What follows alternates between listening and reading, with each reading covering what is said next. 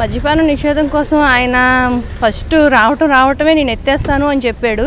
ఇప్పుడు 5 ఏళ్ళు పూర్తయినా సరే ఇంకా ఎత్తడం కనబడటం లేదు. ఎందుకంటే దాని మీద బతుకుతున్నాడు కాబట్టి ఆయన దాని మీద వచ్చిన దీంతో ఆయన తాగేసి కల్తీ మద్యం తాగి ఏవేవో తెచ్చేసాడు. అవన్నీ తెచ్చేసి యూత్ కూడా పాడైపోతున్నారు. ఇంకా మళ్ళీ ఇప్పుడు 2024లో నేను వచ్చేస్తాను అంటున్నాడు. వచ్చేస్తే మట్టుకు ఇప్పుడు సచివాలయంలోని కాలేజీల్లోనూ కూడా పెడతాడు వైన్ షాపులు. మందు బాటిల్ ఇచ్చేసి కాలేజీ స్టూడెంట్స్ని కూడా ఇప్పుడు చెడదీస్తున్నాడు. ఇంకా కూడా ఆ విధంగా పిల్లలు కూడా పాడైపోతారు. అందుకు నేను వచ్చేస్తాను అంటాడు. ఇదే రోజా ఈ గతంలోని మన మా టీడీపీలో ఉండేటప్పుడు మేము అందరం కలిసి చేసాం ధర్నా.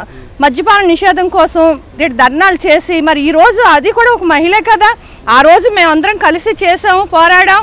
ఇదే రోజా చీర ఇలా బిగించేసి గుణపాములతోటి బ్రాంతి షాపులను పగలగొట్టేసే రోజులు ఉన్నాయి. అవన్నీ మరి ఇప్పుడు నీ సొంత పార్టీలో ఉన్నావు, నువ్వు ఎందుకమ్మా అడగటం లేదు ఒక్కసారి కూడా మీ అన్నయ్యని? ఈ రోజాకి ఇప్పుడు ఏమైంది? తను మతి భ్రమించిందా అందులోనికి వెళ్ళాక? ఏంటి అసలు ఈవిడి మాట్లాడటం లేదు. మద్యపానం తాగేసి ఈవిడి కూడా అలా మాట్లాడుతుంది.